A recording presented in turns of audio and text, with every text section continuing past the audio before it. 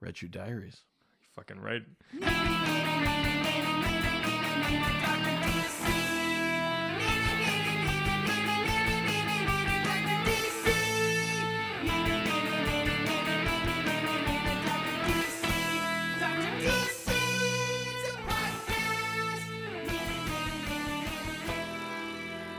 Welcome to the Dr. DC podcast. My name is producer Richard, and next to me is the doctor himself. Hello.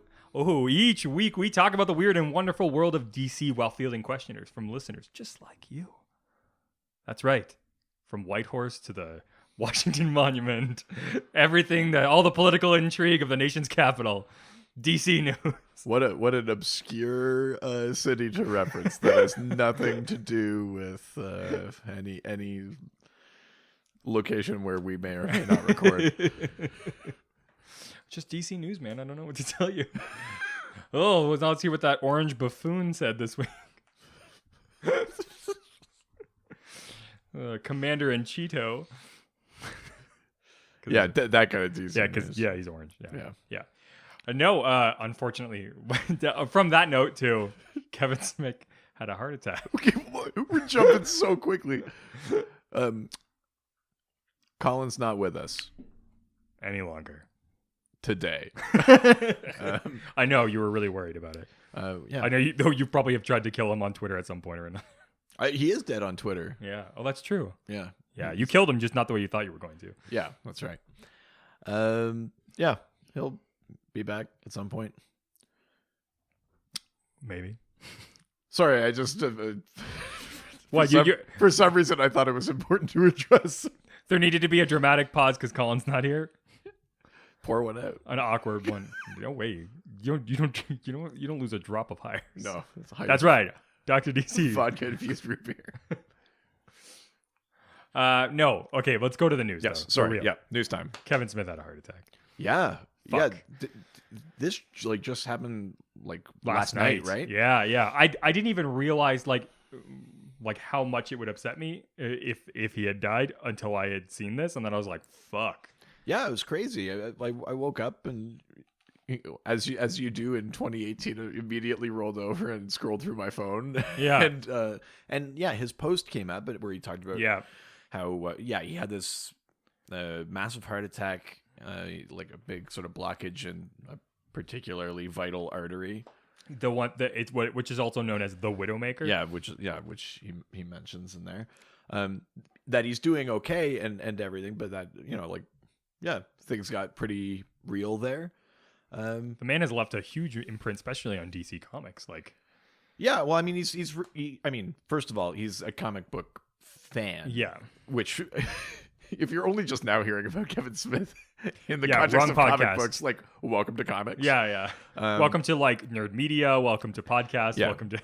Yeah, he's super well known for that. But then, he wrote on Green Arrow and on Batman. He's written for Marvel. He directs. He directed his own popular movies, Clerks and Mallrats and Dogma and stuff like that. But then he directs episodes of Supergirl, The Flash. Has he done Legends of Tomorrow? I think he's going to, or he has. I'm not sure. And then he's basically he's like the king of the nerds, right? He's at every big convention. Yeah. His Fat Man on Batman podcast is always talking about the new latest things. He's interviewed lots of really interesting creators and things like that. Mark Hamill, he's interviewed Well, yeah, but Mark Hamill was also in Jane Silent Bob Strikes Back. It's true. Cockknocker. That's right. Oh my god. Yeah. But at any rate, Kevin Smith is very much a part of the tapestry of sort of geek and comic book culture. So, yeah, that was pretty crazy news. But everything that I've read or seen or has been posted by people kind of close to him seems to indicate that he's recovering well. He's doing well. He even said might have to make some lifestyle changes. Maybe become vegan. Yeah. Yeah. Well, he'd actually already made some pretty significant ones in the last few years. He He stopped eating sugar. He lost a ton of weight. Oh, is that why? Yeah. Okay. So, and he started doing a bunch of walks with his dog. He'd been. That's why I was so surprised to see this morning because he's been making a lot of the right choices in his life. Well, but you know, I mean, I guess if it's just been building over time, then and it runs in his family too. It's a thing that like I think took out his dad too. So yeah. So I mean, obviously, you know, wish him well because he's weirdly influential. I mean, he has written comic books, but he's not like the most prolific writer. No. But I think just like his presence in sort of the comic book realm is pretty. As a spokesperson in like general media and like pop culture, I think like it's wildly important to have him like out there kind of spreading the gospel. So yeah, that's right. It's true. So So I thought it was important that we talk about it because it definitely like it had an impact on my day. I mean. Yeah, I was like really surprised. We both wrote on the Dr. DC Twitter page at the same time. Wrote different things. It's very funny. At least yours was like a comment on the post, and ours. I wrote to him, and you wrote just outward. Yeah, so it's good. We got him from both sides. Yeah. He would appreciate that joke. Yeah. So first, we got the first image of Brainiac from Krypton, the live-action series. Okay, I think it was just last episode. Yeah, we were chatting a little bit about this, and we were talking about like, what if it becomes like Gotham or blah blah blah. And I said I'm more excited for this show than I am for that Metropolis one. Yeah. I'm even more. I'm like actually legitimately excited now, not just on the relative scale, because this Brainiac looks so good. It's really so good. Cool. I'm actually really surprised. It like. Did you watch the trailer too? Like where you see Brainiac a little bit? Yeah, it looks pretty amazing. So Brainiac is the big bad of at least I guess the first season of this show. He's the one who's come to basically destroy Krypton. God, it took him a number of years to really get that job done, didn't it? Well, I think the idea is that this might be a Brainiac that has like sent a message either to himself in the past or has physically come into the past. Because that's the whole conceit of the show. Adam Strange has gone to the past on Krypton and is trying to get them ready to defend themselves. It's basically like the Terminator in Superman's world. But yeah, Brainiac looks amazing. Give me your boots, your tights, and your cape. Your clothes, give them to me. And your spaceship. Your spaceship. Yeah, so I'm definitely excited for it. It actually looks like from the bits of Brainiac that I've seen, it looked pretty accurate, and that makes me excited. I mean, I think if you did a supercut of times I said I was excited about something, and then later I had to be like, I mean, like it probably happens a ton, right? Because you can pretty much edit anything to look good. But I am impressed so far with everything that I've seen of like the art direction and like the set design and the costume design of this show. I do think it's a little weird that Segel just looks like he's wearing a bomber jacket, but but other than that, I'm actually relatively excited for that show. Yeah, definitely. Yeah. Well, speaking of our friend Cockknocker, Mark Hamill is getting a star on the Hollywood Walk of Fame. Specifically for that role. It's about time. Yeah. I mean, we've been petitioning for years. For years, we got 15 signatures. I'm actually really excited for this. I think this. I mean, I was surprised to hear that he hadn't already gotten it. Yeah, I mean, I wasn't. I wasn't surprised in that, you know, Mark Hamill is kind of, despite being the star of some of the biggest movies of all time, he has basically kind of obscured himself for a bit. That's true. He kind of works on the fringe. Yeah, he picked his own projects and he just kind of lived his own. Wasn't really going to be like a movie star, like beyond Star Wars. Yeah. Well, I mean, maybe he could have, but it just didn't. Like, however it transpired, that's not what happened. Yeah. So in a way, it makes sense that maybe he didn't get it yet. Certainly not ahead of people like Harrison Ford, or who's been in everything. But yeah, so he's getting that. So it's nice because it's obviously largely based on his portrayal of Luke Skywalker, because it's such like an iconic piece of film history, and it makes sense right now. And he just came back to that role. But looped into that is like over 25 years of playing the Joker. I mean, creating of the voice of the Joker. Like, I think that like there's an entire generation of people for whom there hasn't been a Joker that's been 100% right, because it hasn't been Mark Hamill. And usually, if they can't get Mark Hamill, they get somebody to sound like Mark Hamill. Well, they did that deliberately with the Troy Baker one, Yeah. because he was supposed to be like a younger version. Yeah. But then, there are even in Injustice, where I don't think it's Troy Baker, that even that Joker has the sort of the Mark Hamill cadence and like vague accent and things like that. Do you know who's a weird Joker? I can't remember if it's not from Beyond. The one where he's got like the like big hunchback and looks like he's got like dreadlocks. Oh, that's the one from The Batman. Yeah, weird. But who weird the guy Joker. who voices him is what's his name? Like Michael John Richardson or something like that, or Kevin Michael Richardson. He's got like a 3 name, but I think he was also the voice of Deus Ex Machina in The Matrix Revolution. Really? Yeah, I mean, he's a prolific voice actor, but for whatever reason, that's the credit I chose to throw out there. But yes, I mean, Mark Hamill is sort of the iconic Joker voice. Michael Richardson. I might even argue he's more iconic as the Joker than Kevin Conroy is as the Batman. Really? Yeah. I mean, and don't get me wrong, Kevin Conroy is like my Batman. Yeah, for sure. But #my Batman. Just like we talked about last week, there have been other voice actors who have really owned that role, including Bruce Greenwood. I'm not necessarily a huge fan of the Jason O'Mara ones, like in the newest animated movies. But I would even throw that like Diedrich Bader in there, who voiced him on Batman Brave and the Bold, like a silly kind of series and things like that. So congratulations to Mark Hamill. He's kind of long, sort of overdue, I think. Definitely. Walk of Fame star. So there was apparently some early test screenings of Aquaman. Yes. And it's looking good. Yeah. I mean, I think that's what they say after every test screening. I mean, they did say that after like Justice League and Suicide Squad. I know. Again, I'm like playing like the supercut of me getting too excited for things. But yes, everything that has come out has been very like sort of positive, that the characterizations are really, really good. That it, like visually it's interesting and dynamic. And I mean, they've got a crazy cast.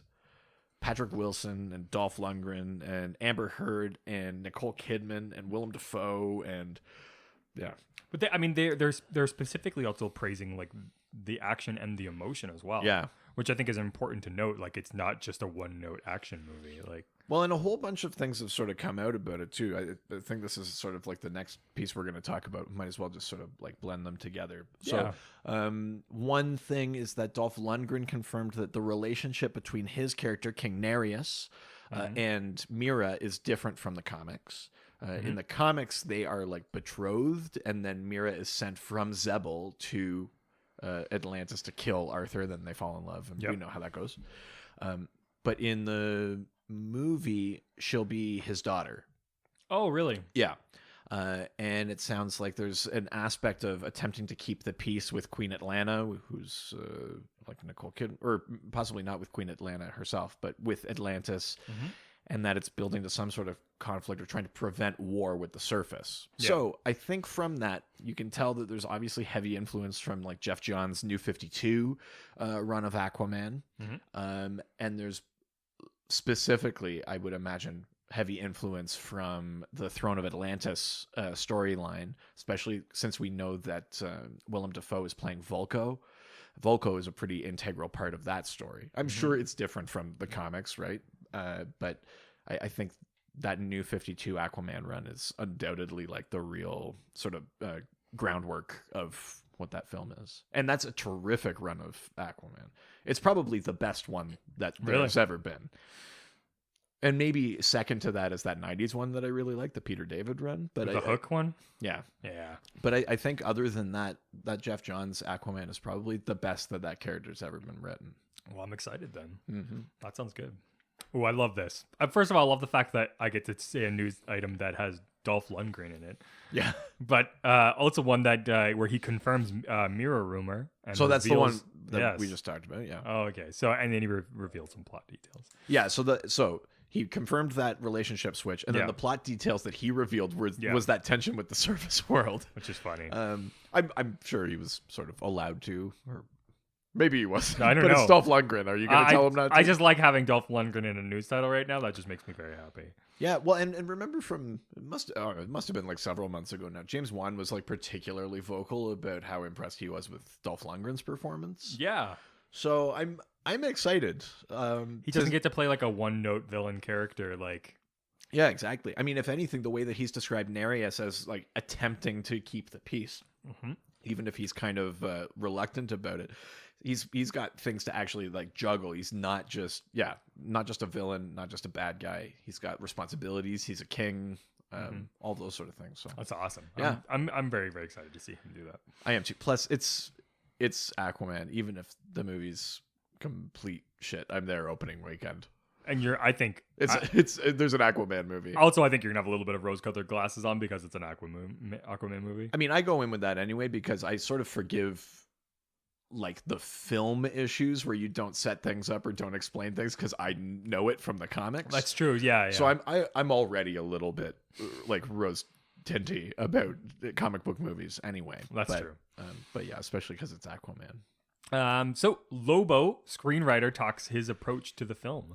So the screenwriter also worked on Wonder Woman. His name is Jason Fuchs. And basically in this interview, I mean, we don't know details, but he just said like Wonder Woman to him had to feel like those like Marston stories. It had to have the message and the impact of what Wonder Woman is. The point he was trying to make is that Lobo will not feel like Wonder Woman. Which, I mean, it shouldn't. Because Lobo comes from a very different place. It comes from that, like, late 80s, early 90s, or actually, like, way earlier than that, frankly. But maybe the thing that sort of got epitomized by the late 80s, early 90s, that, like, hyper-violence, that grungy, like, no regard or respect for what came before, very kind of scratchy look. They're going for that. If you're gonna make a Lobo movie, you have to make a Lobo movie. You can't make him like clean and shiny, which was what everyone hated about the New 52 version of Lobo. Yeah, is that he was a clean, shiny, young, sexy Lobo instead That's of not like, who he is. Yeah, instead of like the big sort of brute, the last Zarnian that everyone got sort of used to. So yeah, I mean, we still know basically nothing about that, but I like that they seem to be going in the right direction. Well, this is the thing. Even when a movie goes terribly, the people involved aren't like, they're not trying to make it go terribly. Right? No, I mean, the fact that we get any good movies, like everyone is always coming at it from a relatively good place, you would hope, or you know, they're trying their best. But you know, there's a lot of cooks in that kitchen, and especially when you're dealing with a studio with such a history of like just coming in to make business decisions that aren't necessarily story related, you can only do so much. So, yes, it is good to hear. But yeah, I mean, it could still be terrible. It could be amazing. Like, who knows? Lobo could be like the weird sleeper hit, the way that like Guardians was for Marvel. Absolutely. Where everyone's like, you're doing the Guardians of the Galaxy, and then it was like, that's like everyone's favorite one. Well, it's funny because it's like when you take like people's general knowledge away from it, and it's just like, oh, it's in the universe, but it's just a sci-fi movie, right? Like, I think like at the end of the day, when you do that, and then I mean, they also like barely pulled from the actual subject matter for Guardians.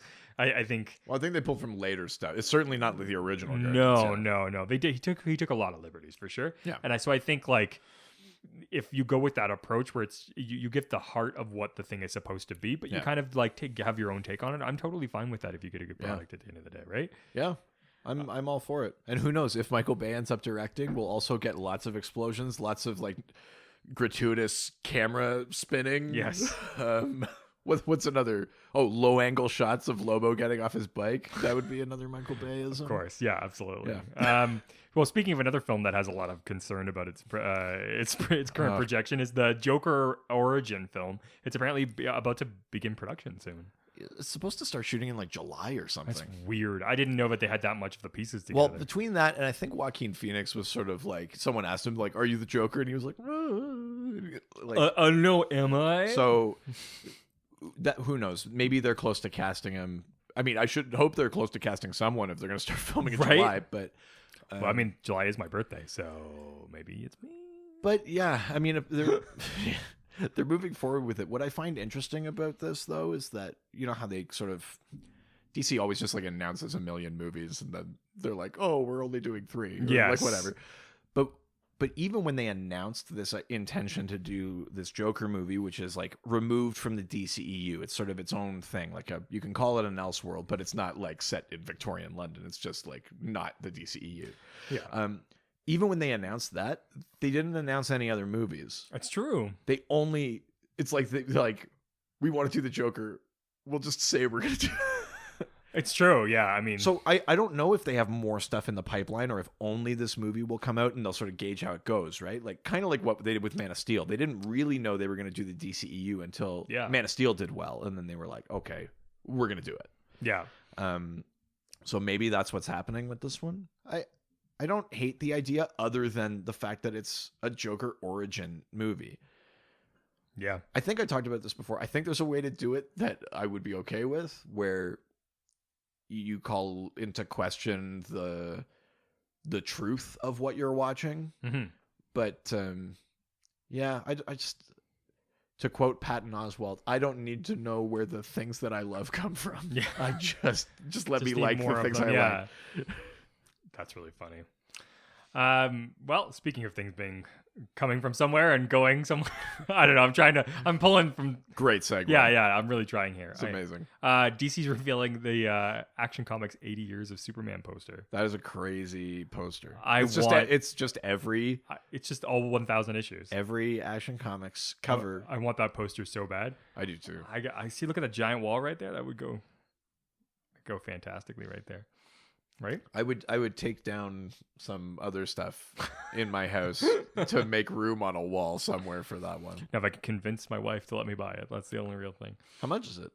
I have no idea, actually. Huh. I don't know if they just released it. Because I do love it. It looks amazing, but it's kind of crazy. Yeah, there's been there's about to have been 1,000 issues of Action Comics, which is crazy. Yeah. And it's gone through lots of different variations. Like when it first started, it was an anthology series. So it meant that means it wasn't just Superman. Superman was like the feature story, but you also got like Zatara the Magician. Yes. There were like or not detective, but there were like Western stories or other things would be in there. And they'd sort of rotate through. You'd have like secondary stories. It became like a Superman comic for a bit. It went to weekly for a bit. Really? And our friend Chad Bokelman over at the Lantern Cast, he did for a couple of episodes, and I think is bringing back a sort of side podcast where he goes through Action Comics Weekly, issue by issue. And then that Action Comics Weekly brought back the anthology series. So like you would read a Superman story, you'd read a Wild Dog story, you'd read a Green Lantern story, whatever. I think I actually have the first issue from where it went weekly. Really? Yeah. And now it's just a Superman book. You just read it. It's one story, but it's had so many iterations. They canceled it and then started the numbering over with the New 52. And then when Rebirth happened, they brought back the original numbering. And is that a series that you've like always subscribed to? Not always, but it is on my current. Like I have been reading Action Comics. The story that's going on right now in that one is the one I've talked about where Booster Gold and Superman have sort of been like traveling through time and learning about Krypton. And is your dad a Superman guy? Not. I mean, he's not anti-Superman, but not especially. I think he mostly got his Superman in the form of like Superboy because my dad read a lot of Legion of Superheroes. Oh, okay. So that Superboy is just young Superman. Yeah. Okay. So I think that was the version that he probably read the most of. Mm-hmm. A lot of our conversations when Superman comes up, it's about he's just too powerful. Yeah, it's true. I think that's generally what most of the conversations see. But my vision of Superman's never the one of him fighting. It's always the introspective Superman where he's being emotionally You're thinking distraught. of like All-Star Superman or Superman for All Seasons. It's always like something like that. Well, exactly. Of course. Oh, you mean my favorite comic book of all time? Yeah. There's a reason. All right. Well, so there's a new team boarding the Nightwing comic series. Yeah. I'm going to forget the artist's name, but the writer that's going over is Benjamin Percy, who has done like stellar work on Green Arrow. So I'm excited. Benjamin Percy has a sort of style that's very sort of suspense, kind of political intrigue. Like, I'm excited. It's got a touch of horror to it too. I'm excited to see him go to Nightwing because, as we know, that character has a bit of now a super spy history as well from the Grayson series. So when he was presumed dead, quote unquote, at the end of Forever Evil, Bruce sent him undercover in this spy agency, and then that Grayson series was him as a like international super spy. And now that he's Nightwing again, it'd be interesting to see how Benjamin Percy can maybe balances some of that past sort of intrigue, espionage style with the more bombastic super heroics. He's a great writer though, so I'm excited for that. Well, and his the artist that's actually coming with him is Chris Mooneyham, who doesn't have a ton of experience with DC. Like he did a lot of like Dread, Predator, like Five Ghosts, Anathema, like that kind of stuff, but shit. a lot less. That's actually a pretty good match. Like I think like I'm trying to picture like Dread. I think that actually meshes pretty well with the way that Percy writes. I love that he specifically did art for the like Predator versus like Judge Dredd versus Aliens thing. Amazing. Which is that's a fucking rad combination. Cool. I think that starts with Nightwing number 44. So if you're interested in Chris Mooneyham's or Benjamin Percy's work, definitely pick up Nightwing 44. Also, his art in Five Ghosts is really, really, really good. Like his use of like watercolors and stuff, like he does a really, really great. He does this great thing where it's like really, really detailed, like thick line art, and then the background's like this like gradient watercolors, right, and it's like sort of like it's always just this sort of like thick colors in the background that are like super dynamic. It's really nice. Oh, nice. Yeah, I like him a lot. Sweet. Yeah, he's awesome. So DC's Titan TV show casts Elastigirl. Yeah, it's an actor from, I think, some other CW type show. It's not. What's it called?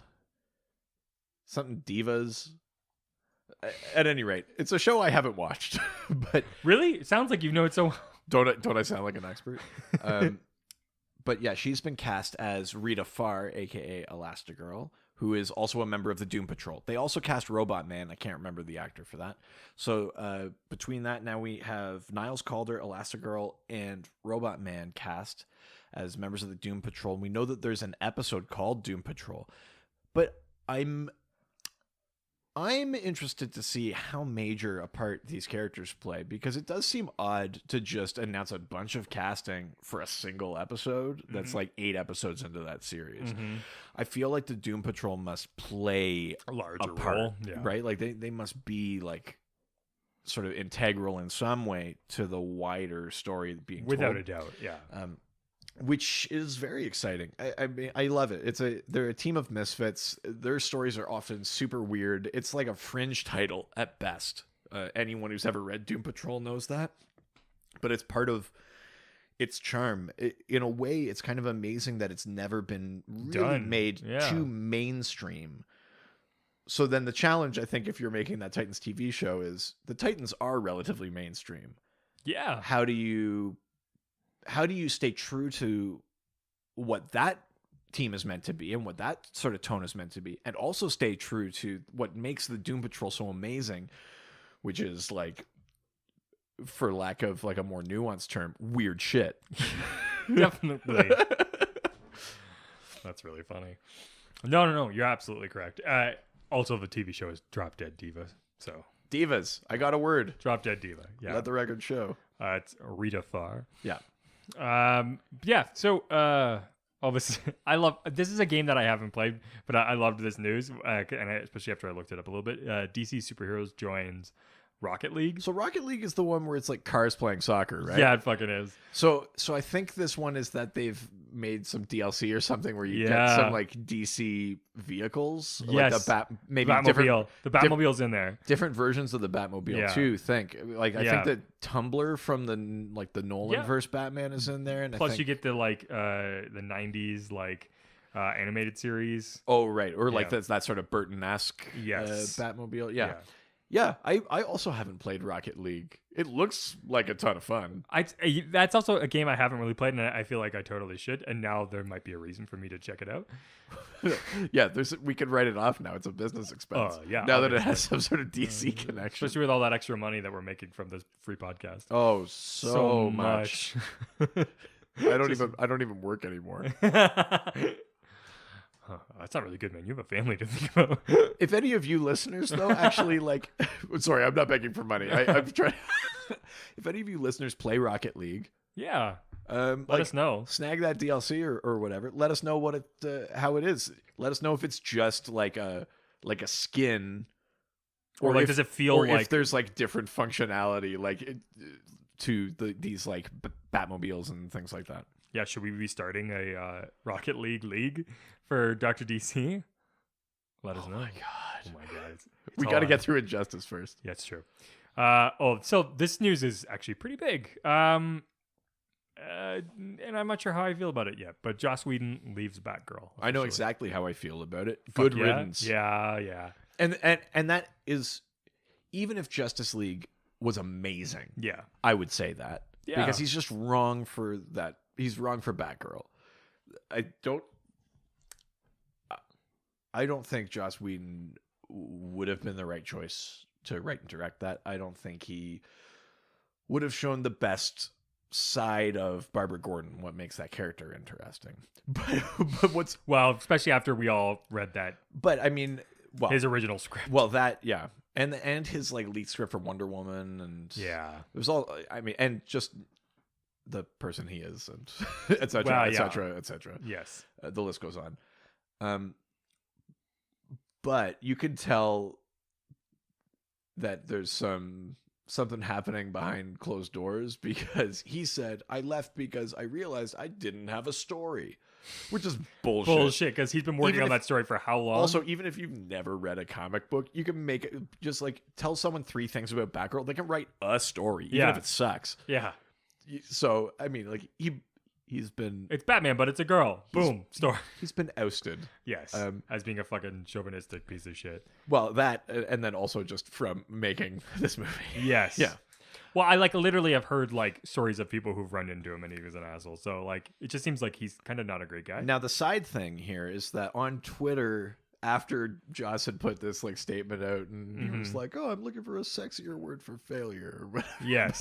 After he put that statement out, Roxane Gay, who's a best-selling author, tweeted "Hey DC, I'll write your Batgirl movie," and DC exec tweeted back "Here's my email if you're serious." And she was like, "I'm serious." So I mean, who knows if that will go anywhere, but it was one of those moments where that way, it was one of those moments where everyone online kind of saw which is oh yes, holy shit, maybe. Yeah. So yeah, that'd be cool.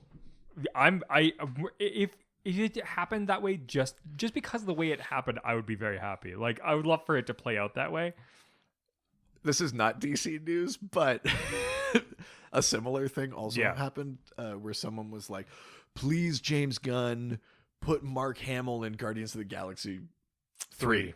Yeah. And then Mark Hamill was like, "Actually, or he was like, I think we're actually neighbors. I think he lives down the street from me." And then Mark Hamill was like, "Oh, I'm up for it, if only to be a good neighbor." And then they started chatting, and then he was like, "DM me." And then Mark Hamill was like, "I don't know how to DM." He's like, "Oh no, wait, I just added you. I think I can DM you now." You saw this whole thing kind of transpire over Twitter. That's so funny. That's the nice side of the internet. That's when things go right. You know what? I mean, give it up for James Gunn for being good at the internet in general. Oh yeah. It doesn't mean that any of these things are going to happen, but it's it's nice to see people making connections and people who care about the stories and the characters wanting to try and see what fits or how to make them better or how to give the fans what they're looking for in the case of that Mark Hamill one, right? So, but seriously, James Gunn's amazing at the internet. He is. The stuff that he does is awesome. He's a good follow if anybody's wondering. Totally. All right. Well, leaving the news, onto our pull list. So the big one that I wanted to talk about. Probably the same one that I want to, but oh, is it? Oh, I don't know. What are you talking about? I want to talk about the Injustice 2 game. Okay, well let's do that. Let's talk about Injustice. We can talk about that first because the doctor and I got together. Was it 2 nights ago? Yeah, but what does that have to do with Injustice? Oh, I meant sorry, the Injustice night. Oh, yeah. That was it. That's the only time we've seen each night. other. I don't know what you mean. What? But anyway, so we played the Injustice 2 game. Wow, really flustered. People are going to think God. we were actually hooking up. I think it was a little bit more than that. Anyways, we played Injustice 2 for the first time. Yeah, we've just started playing through the story mode. Which I know we're a little bit late, but... Oh, totally late. But yeah. But I don't have a console. Well, I have a PS2. And but Injustice 2 doesn't come for that. Exactly. And I think we can do probably maybe a longer form talk about this game, but I figured it'd be fun to at least talk about sort of our first, or at least your first opinions, especially after playing it. Yeah, I mean, what I find interesting already about this game is that I think we talked about it while we were playing. The graphics made such a huge leap from the first game. Oh my god! Because I mean, when the first game came out, I was like, "Hey, this is like pretty decent," and then the second game makes it look like dog shit. Like it's the graphics in Injustice 2 are incredible. And I mean, I'm not a particularly adept video game player, so I'm definitely like button mashing. But I've got to say that the odd time that I've accidentally hit some sort of more complicated combo, that game's like the fighting engine in there is really something. I love that you get to use the environment in the fights. I know that was a feature in the first game as well, but this one is more nuanced. The story is probably stronger than the first one, at least so far. And now that they've like realized that like people are really invested in the story, so they built the comic books around it. Well, yeah, exactly. I think that you get a flashback to a scene that you first saw in the comics. Mm-hmm. So yeah, you get through the whole Injustice, like the first game, and then you read those comics that take place in the 5 years between the nuke in Metropolis and then the events of that game.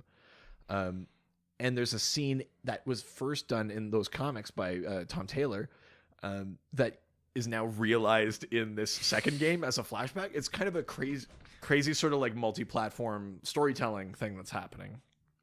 And it doesn't feel hokey. No. Or like, you know what I mean? Like sometimes when they're like, well, and you have to download the app if you want this like side story. Yes. It didn't feel like a money making addition. It was like we're a comic book company first. But it's the idea of like canon too, right? That he was writing this comic that was canonical to that video game. And the video game was like, we're going to do a flashback. We better consult the comic. Which is awesome. It's kind of an interesting little sort of feedback thing. We only made it through a few chapters. We only played for about a couple hours, I think, the first time. But Soups is out now, though. No soups for you. Yeah, Richard wanted Batman to fly into the prison and just say no soups for you, and then he would stay in prison. I just think that my favorite scene still was that where you were fighting Supergirl and Superman's like in the like cage behind them, just banging on the glass. Hey, I want it. Stop it! Like, I true. really like that part. So we only played for a little bit, so we only got like a handful of characters. Who is your favorite to play with? Ooh, favorite to play with so far. I enjoyed playing as Green Arrow. Yeah, you were good as Green Arrow. Weirdly, Green Arrow is really good for an amateur button masher. Yeah. I mean, I'm sure they all relatively play the same. I don't know. I found that like Blue Beetle was awesome to play. I had a hard time as Firestorm. I found. I don't know why. Firestorm I found difficult. Hey, you got your ass kicked. Yeah, it was not good. No. I liked playing as the Flash as well. Actually, I enjoyed. I just felt like I didn't get the feeling of like that I was going really fast when I played him. Like I never really got that. Like he was good. Like he had good like fighting moves, but like I never got the like, oh, I'm going everywhere. I'm going real fast. Like that could just be a product of neither of us being that good. Yeah, we had no idea what we were doing. So I did accidentally like access some speed moves. Yeah. It's true. You did. You were shaking around a little bit, and I get a little into it. There was some good stuff with that too. But no, I liked this story. I thought the character, like the acting, was really really good. Like I mean, you had great voice actors in there. The woman who did Harley was the woman who had done it before. Well, and same with Wonder Woman, Superman, Batman. A lot of them are like returning. Yeah, their Superman was good. I actually liked the guy. I know you didn't love it, but the voice of Aquaman, he's Phil Lamar. He's the guy that voiced Green Lantern John Stewart in the Justice League cartoon. He felt. I mean, it's the one version of Aquaman that I don't really like, anyways, which is like the blonde hair goody two shoes version of him. Like, how's he goody two shoes? I don't know. It's just like he's like aloof king. I know, but it's very like, hi, I'm Aquaman. Like, we played the same. I feel like we were. I don't know. That's the vibe I got from him. If I'm wrong.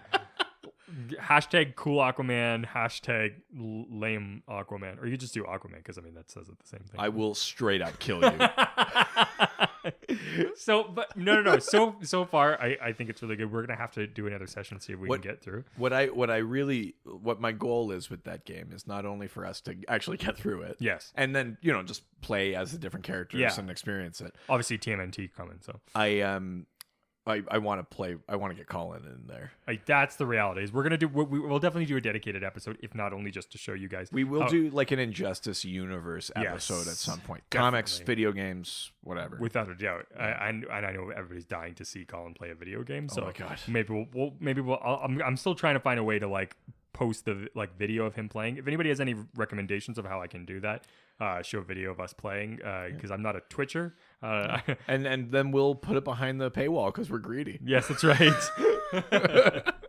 Absolutely. So yeah, let us know what you think, and if you guys are also playing Injustice, let me know because we've had a few invites to play online, and that's something that I haven't done. Yeah, that's true. If you want to kick Dr. DC's ass at Injustice, yeah, exactly. It's pretty easy. Yeah, hit us up. It won't take much. All you need to do is be the Scarecrow. Just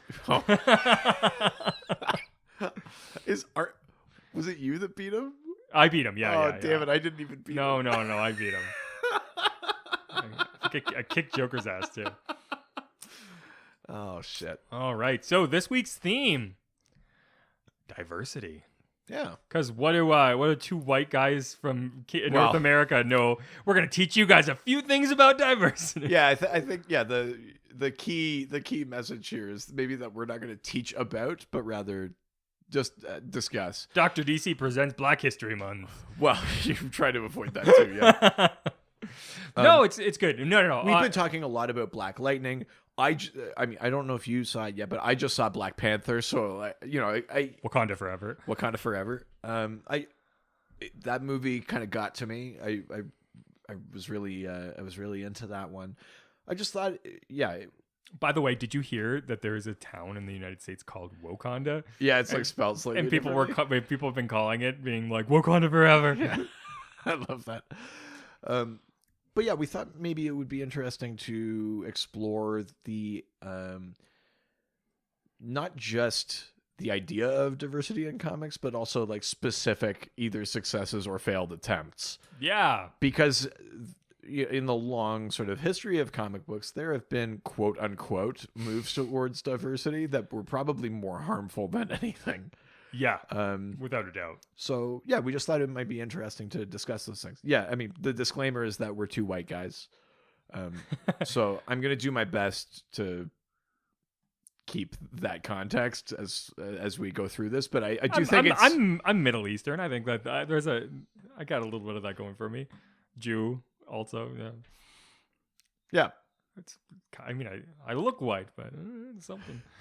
You really like put the accent on there. What? No, you know what it is? Okay. Hey, I look white. Hey, what you gonna do? No, but there is no. I remember there was one when I was doing when I was first learning how to drive. My driving instructor was a Middle Eastern guy, and I remember he and I there was like a mandatory break you have to take in the middle of it. So we were both like sitting at Tim Hortons, like looking at across from each other. Yes, we're in Canada. We went to Tim Hortons, and we were, I know we were looking across the table from each other, and he just stops and he goes, "I got to say, you look white, but I don't think you are." And I'm like, it's funny actually. No, I'm not. He's like, I knew it.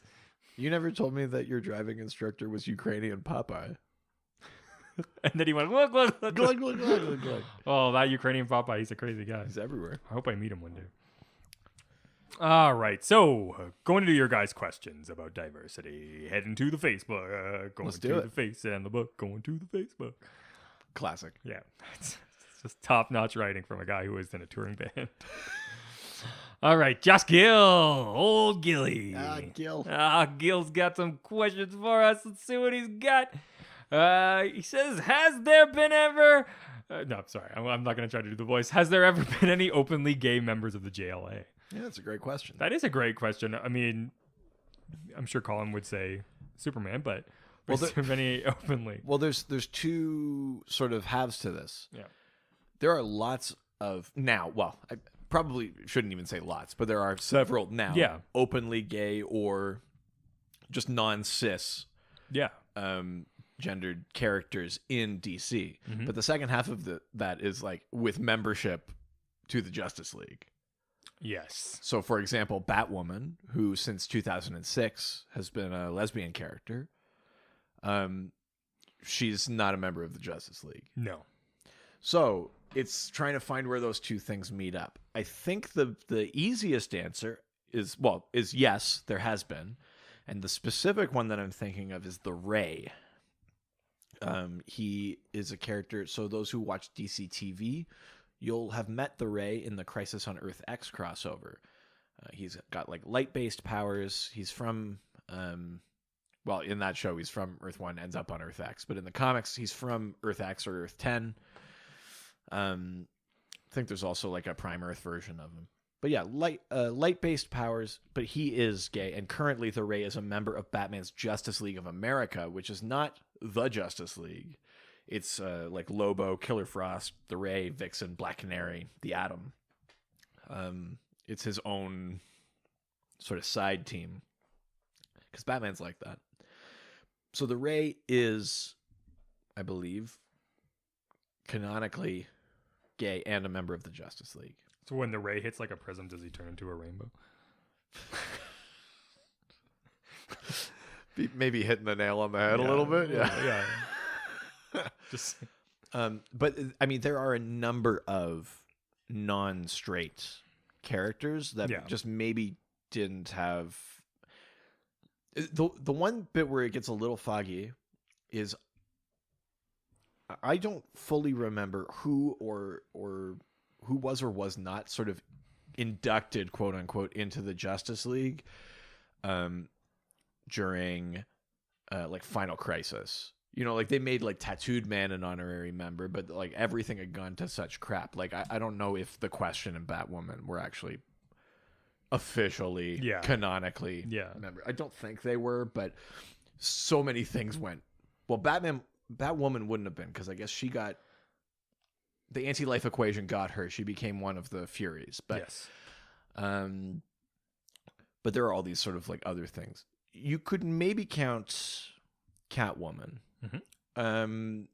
I think Catwoman, there's enough evidence that she's sort of like bisexual, bi-curious.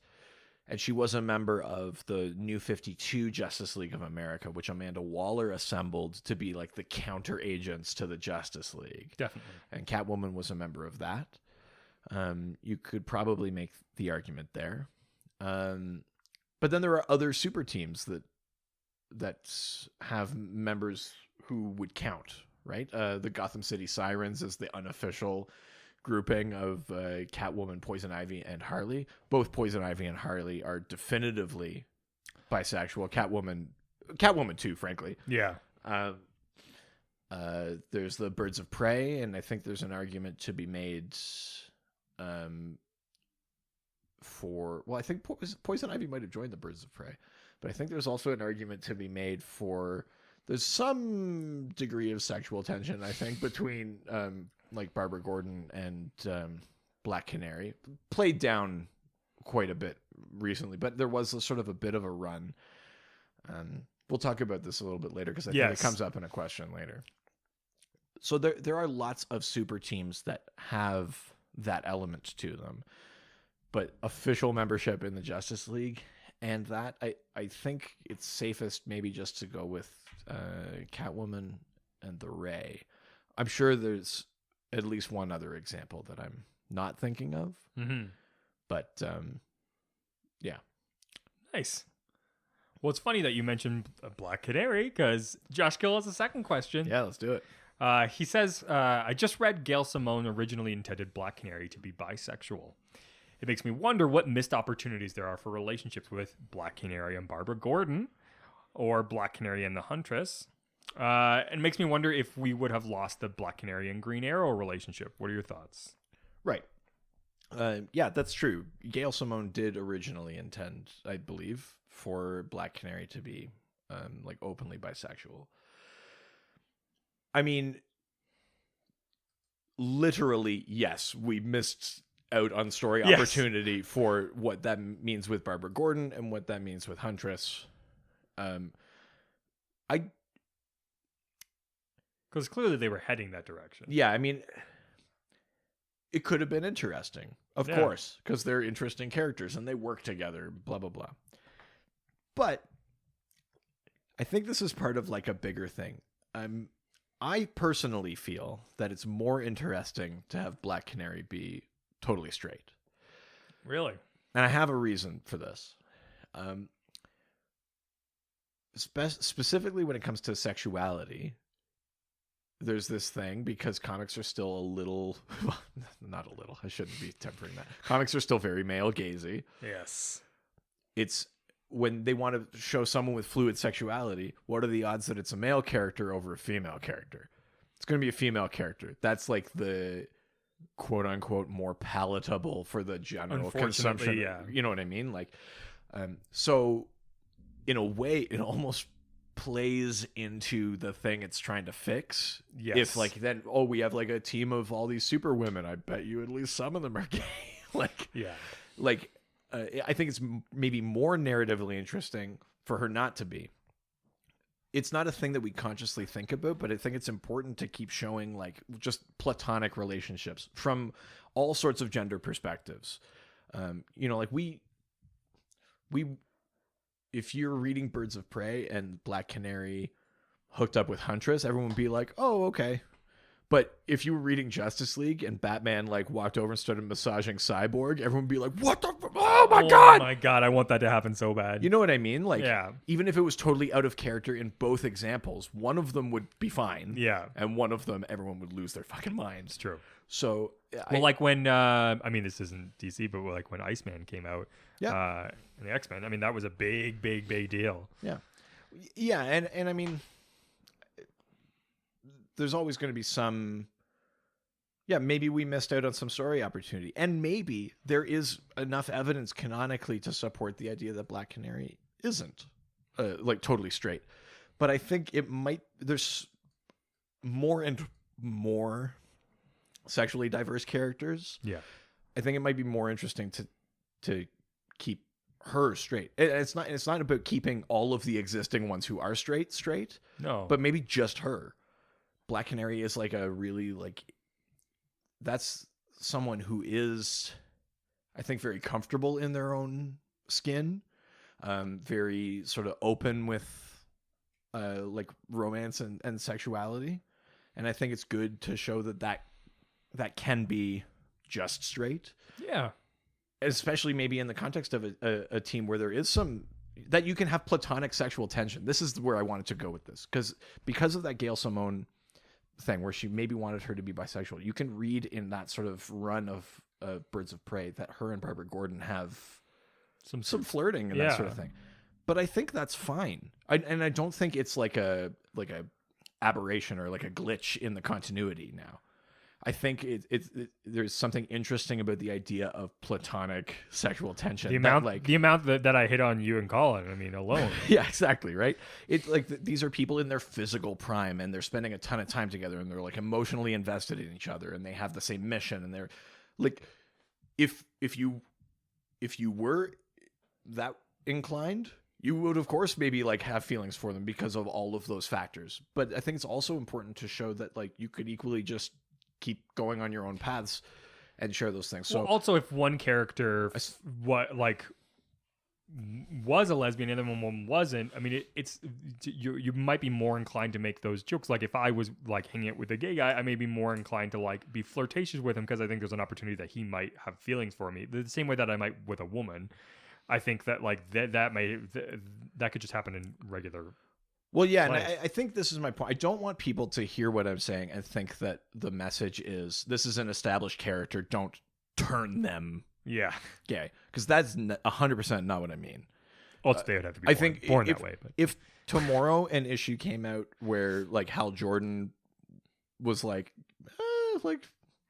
Guy Gardner, that bowl cut, like I'm into it. I would be more upset that he was into the bowl cut than that he was into men. Like like that's not what I mean. What I mean though is that I think specifically Black Canary is interesting and vital the way that she is. And I think it's fun to explore that whole sort of spectrum from platonic all the way through romantic and sexual of those different relationships. So she's on Batman's Justice League of America. Yeah. That's a team full of like different characters, men, women, varying sexualities. She's also on the Birds of Prey, all female.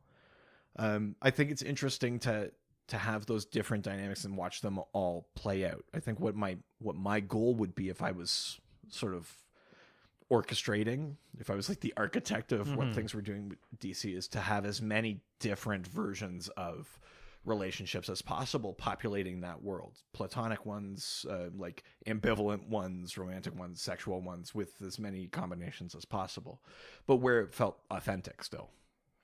Definitely. Yeah. Well put. All right. Tyler Van Nosdal. Nosdal? Nosdal. I'm going to go Nosdal. Nosdal? No, Nosdal. No, Tyler Van Nosdal. Tyler says a lot of newer Marvel characters. Tyler, I don't know if you know what podcast this is, but what? Let's see what this boy's got to say. All right. A lot of newer Marvel characters getting a lot of crap for getting introduced right after killing the original off for diversity's sake. And Jamie Ray's Blue Beetle was kind of the same. Did he get the same criticism when he was first introduced? Was it just good writing that made this stop, or was there some in-universe thing that changed people's mind on him? Right. So, Jaime Reyes became... He became... It looks like Jamie. That's my point. Yeah. He became the third Blue Beetle. We've played as him in Injustice 2. Which was a fucking awesome character. He became the third Blue Beetle after the death of Ted Kord in Countdown to Infinite Crisis. So during the events of Infinite Crisis, he sort of took up that mantle. He's a Hispanic kid from like El Paso, Texas. Old El Paso? No, he's not from the taco seasoning brand. I don't, as far as I can tell, I did a little bit of research on this. As far as I can tell, he didn't get that much backlash. I know roughly what Tyler's talking about, but obviously I don't read Marvel comics. But I know that, like, for example, Marvel had introduced a character called Riri Williams, who's like a younger black girl. She's like the new Iron Man. Really? I think she's called Iron Heart because she's obviously not a man. But Jane Foster became the worthy Thor, and Odinson kind of went off and did his own thing because he was no longer worthy. There was wasn't there another one too? There were a couple of examples of things where characters were getting sort of changed over, and I do remember seeing a lot of sort of pushback on the Marvel end of things to that. I'm sure some of it was people that would have just hated it no matter what. You know, like the people that are like, you're just doing it, even as Tyler put it, and I think he did it deliberately, you know, for diversity's sake, as if that's like not a valid like argument. But I think there is something to be said for where maybe some readers got the sense that it was just too many things all at once, too sudden, and maybe it didn't feel like genuine as a story, that like 12 characters all sort of lose their mantles and these new ones pick them up. I don't really want to get too deep into that argument, because I think at the end of the day, it's a comic book. Like, if it's in the story, it's the story. Like, that's just how it went. But for Jaime Reyes, that didn't happen. I think that there's a story reason for it. Well, I mean, first of all, it's not like it's a big change in terms of representation because it was a Hispanic character, but it wasn't a big change because it was still like straight male. Yeah. You know what I mean? Like they didn't go from like Ted Kord straight white male to like transgender, like Mexican, or like, yeah, you know what I mean? Like woman. I hate phrasing things like that because it's not about like ticking boxes or like some things are easier to swallow than others. But I do think for those people that have issues with diversity in comics, I do think that that is quote unquote more palatable for them. Say about that what you will. The other thing is that it actually reintroduced aspects of Blue Beetle lore that had been forgotten for a while. So when Ted Kord in Countdown to Infinite Crisis is sort of following this trail that would eventually lead him to Maxwell Lord and would eventually lead to his death. Yeah. We're sort of reintroduced again to the idea of the Blue Beetle scarab. So the original Blue Beetle from Charlton Comics was Dan Garrett, and he had this magic scarab that would give him some powers, strength, and etc. And then Ted Kord lost that, or it was like presumed destroyed, and he didn't use the scarab at all. He was just a guy with tech. Yeah. Batman, Green Arrow-esque, right? Yeah. But we're reintroduced to the scarab in Countdown to Infinite Crisis, and then when the Rock of Eternity is destroyed, that scarab ends up in El Paso, and Jaime finds it, and it grafts onto his spine. So they reintroduce this thing from like the Golden Age Blue Beetle, and I think that story thing it became like a new piece. It wasn't just we're killing you, you're in. It was like a different version of Blue Beetle because Ted Kord hadn't used that at all. It was maybe just felt like a new character with the same name, but he was tied to that legacy, right? And then moving forward, Jaime became so integral. He was like vital to finding Brother Eye, and part of that mission during Infinite Crisis. His own series, they shifted the idea from the scarab being magic to it being alien tech, which then in Rebirth they actually shifted it back to being magic again. But I think they did a lot of interesting things with him, and he had the sort of Peter Parker thing where he was like a kid in high school. He has to like balance like I'm in school but I'm a superhero. There were like a lot of likable things about Jaime Reyes. Yeah, as far as I can tell, he didn't have that kind of backlash. It's tough to know 100% why or why not that happened. I think he was well written. I think there was a really good story of him taking up that mantle. But I unfortunately can't speak too much on the Marvel end of it because I haven't read them. I'm sure they're great stories. I'm sure they've earned it. I feel like a lot of that sort of hate is sort of like misdirected. Has there been a lot of those things happening in DC where characters have been changed to like racially changed or whatever, and like there's been a backlash? Not a ton. The bigger so Wally West was one. Yeah. The bigger backlash was that wasn't, well, I say this, I'm sure someone's backlash was that they made him black. Yes. But I think the bigger one was that they had sort of just erased the history of Wally West.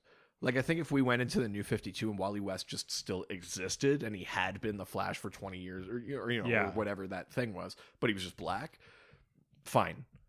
But I think it was the idea that he was like starting from scratch, and it was basically a new character just named Wally West. Yeah. And I think that bothered people. But now that both Wallies are in continuity again, I don't feel like there's that sort of resentment any longer anymore. I'm sure you could find a Reddit thread to discredit that, but as for most things.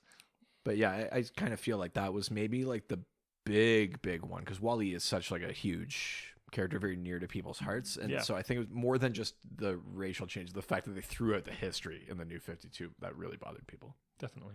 Well, the Dr. DC podcast will be back after this quick break.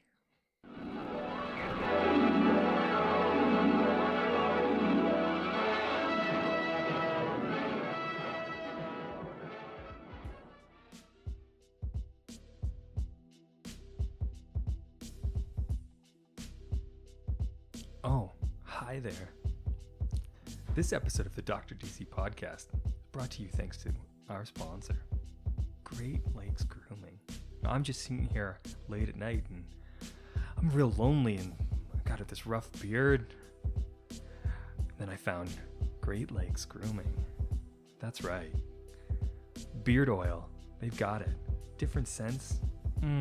Your love, Trusty Woods, and Clear Creek Coffee. All the different scents they have. Beard balm? Oh, you betcha. Some nights, I get real lonely all by myself and I wonder, how can I get my beard just the way I want it? Well, if you call just tonight, you can get a beard balm that protects your beard from nature's harsh extremes. Wind, sun, snow and rain. They've also got soaps when you get real dirty. Pine tar soaps, traditional recipe with added freshness of peppermint. Great Lakes Grooming is meant to be easy. I know I am. And easy and rain or shine. All their products are purposely designed. Environmentally responsible. Handmade in Canada. Do you find yourself in Canada? Maybe some late nights? Call now.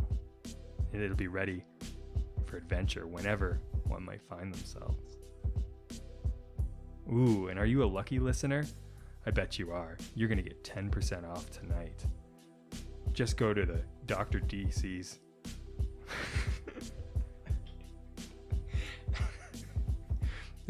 Just go to the Great Lakes Grooming website. Yeah, that's right. www.greatlakesgrooming.com. Use the promo code DRDC podcast. Yeah, that's right. www.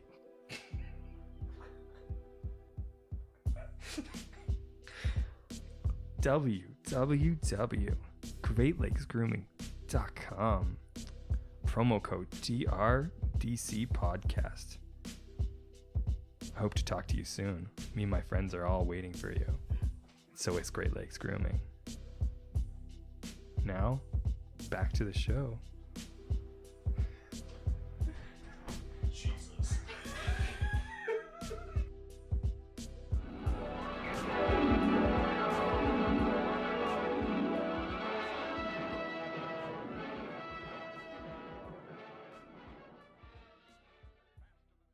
Hey, and we're back! Yeah. That was weird. Yeah, it was like 3 a.m. TV. From, Evangeline Lilly. I never saw her in one. You never saw that? We'll have to watch it on It's YouTube. like Lava Life or something. Yeah. Oh, yeah. It takes me back. Oh, man. So, let's go over to the Twitter. And our new friend, Axel. Yeah, Axel. Welcome aboard, buddy. Yeah, we've been talking a bunch on Twitter, actually. Yeah. I like this guy.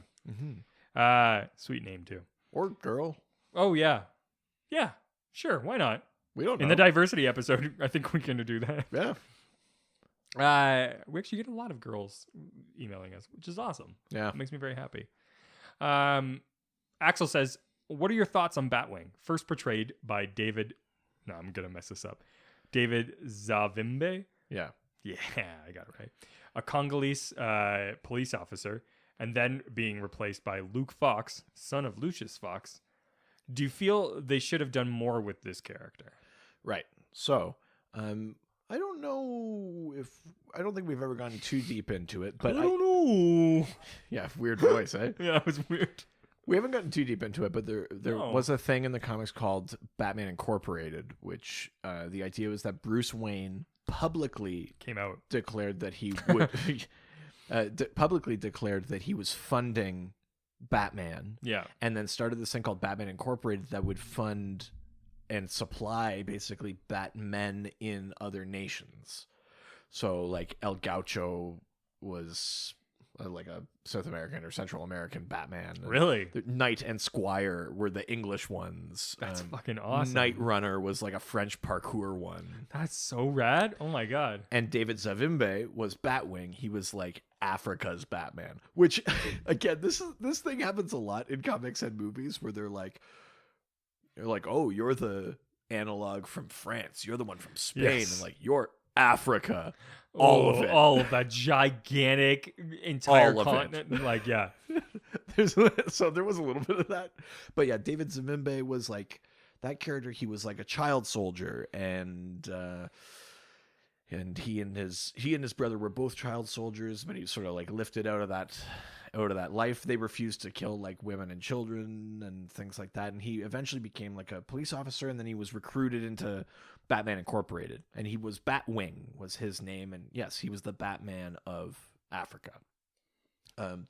He had some team ups with Batman and Robin and Nightwing and things like that, fighting a villain called Massacre, who ended up being his brother that he had long presumed dead.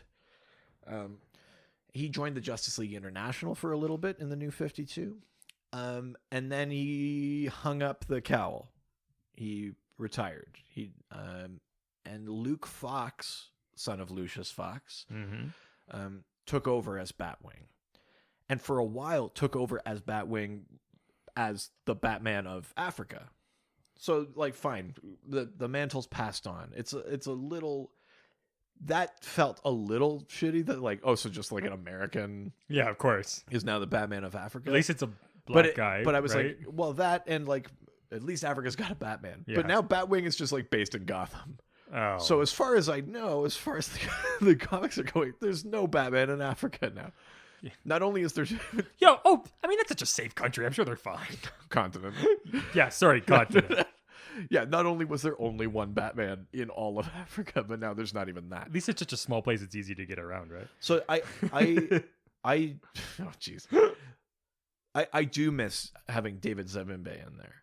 I think the way his character went, it made sense that he hung up the mantle. But I miss having like that kind of story, that kind of background. Luke Fox doesn't have that. Luke Fox is like a Tony Stark. He's like a tech genius, which is great. It's an interesting character. I like Luke Fox, but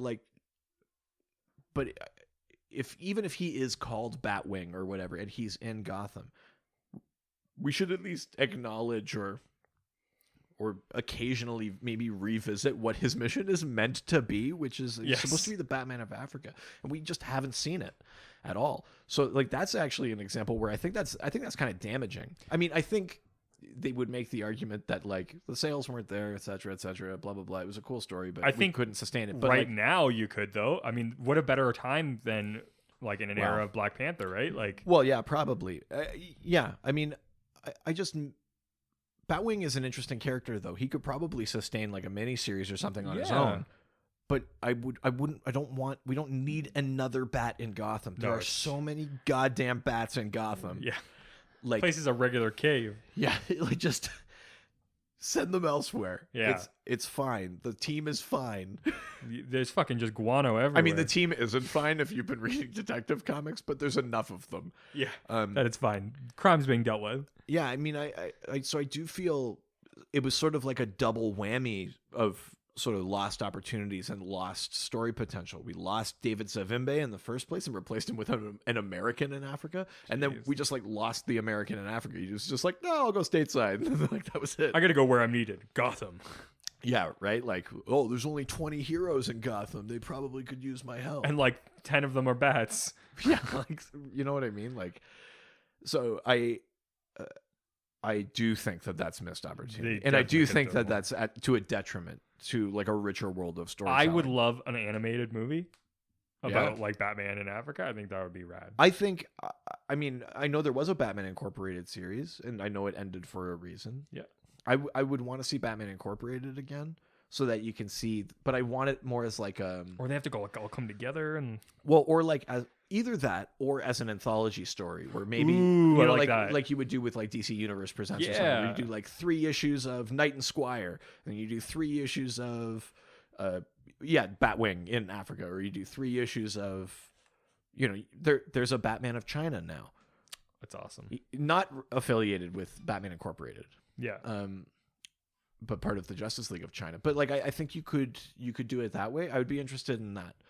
But yeah, I do think it's kind of too bad that Luke Fox took over Batwing. I think there was something he has value to Team Batman, and I think I like him as a character, but I don't know why he had to strip that mantle and then strip that continent of a Batman to do it. So definitely. All right. Well, and more from Twitter. We got The Watch, WOTCH. Ooh, hello, The Watch. Yes. The Watch says, do you think that undoing Barbara Gordon's paralysis was a mistake? I personally feel that it is significantly lessened the representation of people with physical disabilities in comics. I love this question. Yeah. So there's a very key word in the way that this is phrased, which is the undoing of the paralysis. So when the New 52 happened, we've talked about this a lot. A lot of backstories got changed or shortened or abbreviated or wiped out or whatever. Batgirl was Barbara Gordon again. Mm-hmm. What could have happened that would, don't get me wrong, it would still be erasing a differently like abled character. Mm-hmm. But it could have just been that it hadn't happened to her. It's just Barbara Gordon as Batgirl. We wanted Barbara Gordon back as Batgirl. We did this New 52 reboot. That was our window. Yeah. What made it different was that they actually undid it. She had been paralyzed. Yes. And they were like, we fixed it. And then she was Batgirl again. Don't get me wrong. I like Barbara Gordon as Batgirl. And there have been really interesting things done with that character. She's like she's in Burnside, which is a sort of like hipstery area of Gotham. And it's all about her kind of balancing life and all that. Like there have been really interesting story things done with Barbara Gordon as Batgirl. Yeah. But we've lost Oracle, which was her persona. The multinational technology company. Yeah. Which was her persona when she was paralyzed. She was like the tech intelligence genius. And then, we lost some representation for people with disabilities. The thing that was great about Oracle is that was like, we've talked about how when they crippled Barbara Gordon in Killing Joke, the one editor very flippantly said, yeah, cripple the bitch. Jesus. Barbara Gordon as Oracle was like a direct counter-strike to that. They were like, you did this terrible thing to this character. We're going to make her stronger than ever. Yes. More vital than ever. More important than ever. And she didn't just work with Team Batman. She was like the Justice League's intelligence. Really? She worked with everyone. In those big sweeping arcs, things like Infinite Crisis or like stuff like that. Like she's the one. To the point that there was this whole story about the Calculator, who was like a joke Batman villain that used to wear like a literal calculator as a suit. Yeah. That he saw Oracle and was like, I should do that for villains. Like she was so vital to superheroing that it spawned a like villain version. Yeah, exactly. And he became, and then because of her, then the Calculator created the Internet during Final Crisis, which was the secret internet that the villains of the world and everyone was using so that Darkseid didn't find out and things like that. But Oracle was at the center of all of that. They took Barbara Gordon, who was a much loved and very like interesting character, and they made her more indispensable and more valuable than she had ever been. And in undoing that, I actually feel like they did that to the character. They undid that to the character. Yeah. Like, yeah, Barbara Gordon is Batgirl. She's the leader of the Birds of Prey. That's awesome. She's a productive member of Team Batman. That's awesome. She has her own, like, solo adventures. That's great. But Barbara has not featured in the Justice League. Barbara barely featured, if at all, really, during Forever Evil. Hasn't really featured during DC Metal. She's not like in sort of the center of the world anymore. No, it's true. So they absolutely undid the representation for people with disabilities, but they also like undid how important that character had become. Like Barbara used to mean a lot more to the wider DC universe than she does now. So yeah, I do think that was probably a mistake. I mean, they could have just very easily have done like a younger Barbara who hadn't been paralyzed, and you would never actually have to show the events of Killing Joke again. It's true. You could do, like, there are any number of ways, and especially now with how Rebirth is sort of altering reality. Yeah. There are any number of ways they could have reestablished her then as Oracle or moved her into Oracle again. But they didn't. They were just like, no, it wasn't really a thing. Undo. And she's less important now than she, I think, ever has been in terms of the narrative. I'm sure there's people reading that are like, oh yeah, Batgirl, she's been around forever. I love reading Batgirl, blah, blah, blah. But just in terms of the continuity, yeah, I think that was a mistake. Absolutely. They shouldn't have done it. Yeah. Is there a lot of is there any other wheelchair bound characters or anything like that? Well, I mean, there are other wheel-bound characters or wheelchair-bound characters or heroes, I guess, or villains. Yeah. But with the profile Yes. of Oracle, no. That was, you can make the argument for Cyborg, but yes, yeah. But and we talked about this before, but Cyborg gets the benefit of he still gets to walk around, and his armor does a camouflage thing now. Yeah, so people don't even have to see him as the robot Frankenstein monster thing that he thinks he is. He gets it relatively easy. Yeah. There's an arc that kind of just wrapped up in Wonder Woman, though, where a victim of an attack that Wonder Woman had saved, she had lost the use of her legs, and then they gave her these nanites, and it was starting to rebuild, but it also kind of played a role in a bit of a psychotic break, and she became a villain called the Silver Swan for 3 issues. I think if people like that, you might see that character back again. Mm-hmm. But there's not a ton. Oracle was the big one. They wiped her out. So unfortunate. Yeah. Well, talking Superman, he's got something to say. Sure. He says, "I'm fascinated with the history of the race of Pharaoh Lad. Can you speak on that?" Right. So this question, I actually don't know who that character is. So this question I got confused by its meaning at first. So Pharaoh Lad is a member of the Legion of Superheroes, 30th century, galaxy-wide Justice League, basically. Pharaoh Lad, the race that he's from is human. He's actually a human member of the Legion of Superheroes. Okay. Most of them aren't. Most of them are from other planets, and that's where their powers come from. Okay. Matter Eater Lad is from a planet called Bismol. Yes. Brainiac 5 is from Kolu. They all have their different worlds. Pharaoh Lad is actually from Earth, and he has the power to basically turn all of his cells into a form of iron. He can make himself steel, metal. Oh, that's cool. But not like Stone Boy, where he just turns to stone and he has to stay that way. He can move around. He doesn't lose agility or anything like that. But he's got this sort of his power is tied to this thing that he's basically hideous, so he always wears a mask. He's literally a man in an iron mask. When I initially read this question, I thought, oh, the race he's from is human, but Pharaoh Lad is white. So I was like, that can't be what he means. And then I remembered. Initially, I think it's Jim Shooter was the guy that created Pharaoh Lad. He wanted him to be black. He was going to be the first black member of the Legion of Superheroes. Oh.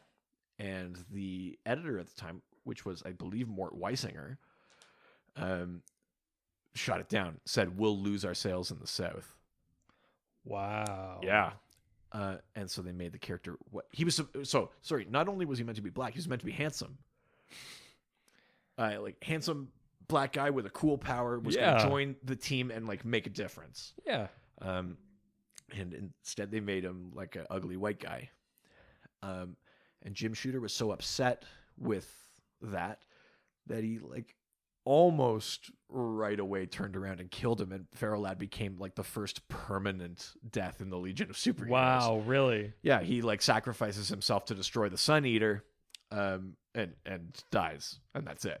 Wow. Because he was so distraught by this. Well, he was pissed off. He was going to do something important with this character, and they shot him down for racism. And what year-ish was this? Ooh, must have been.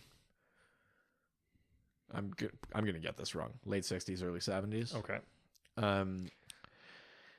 It's the height of diversity in the North America. Now, there's another half to this story. Yeah. That's the rough thing with Pharaoh Lad.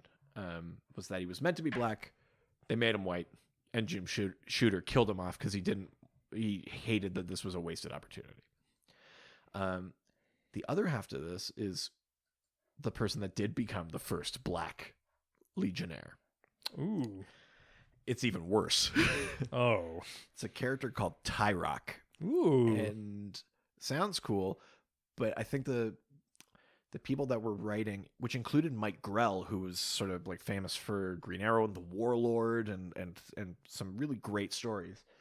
Mike Grell was sort of forced to write this character that was essentially like a racial segregationist. That wore a loincloth. Ooh. And his power was that he could do different things with different like screams, which screams should be read as like chants. So if you went like "Ah, la, la, la, la," like it would do one thing. If you went like "Ah," it would like do something else. That's really stupid. Yeah, so he was basically like the most racist possible horrible version. I think there's a quote from Mike Grell. It was like they might as well have just called him Tyrone or something. Oh god. So he was also super upset that Tyrock then became like the first black Legionnaire, and he was sort of steeped in all of the worst possible things they could have done. It was like such a stereotype, such a horrible message. Wow. So that's actually like two halves to that Pharaoh Lad story. There's what could have been, and then there's what happened, and both are unfortunate. They're two halves of the same story. Tyrock is like not a great chapter in comic book history. Yeah, it's pretty bad. All right. Yeah. Sometimes it doesn't go well. Do you know what you find this though? I think when they were starting to introduce these characters and they were trying to be political, they would bring in a character who was black, and then they'd be like, but this person is like at the expense of all white people. Ugh. Which is like, that's not the message. Yeah, no. They just like, it's just about human rights, right? Yes. But they would always flip it to be like this quote unquote reverse racism thing. Like, oh, you want a black character? Oh, we'll see if you still want it. Well, there's at the end of the Death of the Prince arc in Aquaman in Adventure Comics in the 70s. That's where it was revealed that Black Manta was black. He takes his helmet off and he says, "Haven't you wondered why they call me Black Manta?" And his plot for literally like 3 issues until someone swept it under the rug because they were like, "This is fucking stupid." Yeah, was that he wanted to claim the sea for black people because they'd been oppressed on land for too long. But again, it's that thing where it's like it's not about like reparations or building a future or like, you know, like fighting the power and making the colonizers sort of see and like and trying to mend anything. It was like, well, we'll just be on our own over here then. It's like all of like the stupidest crap. Jesus. Yeah, so it was all of those sort of racial segregationist sort of things sort of seeped in, I think, through the 70s and things like that. Wow. All right. Well, moving on. Yeah. Our old friend, Dave Rossi. Dave. Oh, this is a good long question from Dave. Let's have it. Good classic long Dave question. Dave says, as a portrayal of female characters slowly evolves for the better, it's still hard to avoid ridiculously skimpy crime-fighting costumes for female characters. Yeah. With a preteen daughter, curious about comic books, and as a parent, it's disheartening to find more rather than fewer examples of this in mainstream comics. The messaging isn't good for my son either. If you had to grade DC specifically, what would you give them for their current portrayal of female characters? And then in brackets it says, for Colin's sake, you can use letters instead of capes. Yeah, so I mean, like that question. Colin's not here, motherfucker. that question at the end about the portrayal. Yeah, I mean that can mean the actual character in that, but I think the context of this is specifically outfits. So I'm going to try and keep it focused to that. Yeah, it would be silly of me to say that we're past it now, but there are, I think, a number of examples of slow, maybe steps toward progress in terms of the costuming of female heroes. Yeah. And there are a few that I want to mention specifically. So one that we've talked about is Batgirl. They did a redesign of her costume, which at the start of the New 52 was this very sort of form-fitting, very like sexualized. Like I thought Barbara was like 29. Those. they kind of made her a lot younger when they switched her costume to this very utilitarian. It's like a jacket that zips up with a button-on cape and like these cool boots, and it's actually a very like practical costume. It's not accentuating features. It's like utility, which is what you would want in a bat costume, I think. I think that's a great example. So the Batgirl of Burnside, that switch to a costume makes a lot of sense. One that often comes up is Power Girl, has the boob window, and there's a bit of like a I don't actually think it's an urban myth. I think it's true that for a while the artists were just issue by issue drawing her boobs bigger until someone said something. Really? And that's why Power Girl traditionally is so like outrageously busty, is because they just started drawing them bigger and bigger, and they just waited for an editor to say something. It like took a while. Wow. But she had that sort of boob window in her costume. Yes. They actually did like, I mean, you can argue whether or not you think this is good writing, but they did a bit of a story thing through Earth 2 and Earth 2 World's End and into Earth 2 Society, where she talks about, because she's from Earth 2, but then she was stranded on Prime Earth for a long time, she doesn't know who she is or where she fits. And because on Earth 2, since the New 52, that Superman had died, and she was sort of left without like a mentor. Yeah. She didn't know where she fit. She didn't know she was deserving of like the sort of mantle or anything like that. But eventually she is given like the crest of the shield of the House of L, and she puts that in place of the boob window, and she owns it. She's still Power Girl. She doesn't change her name to like Superwoman or anything like that. Yeah. But it like filled the hole, like metaphorically and literally.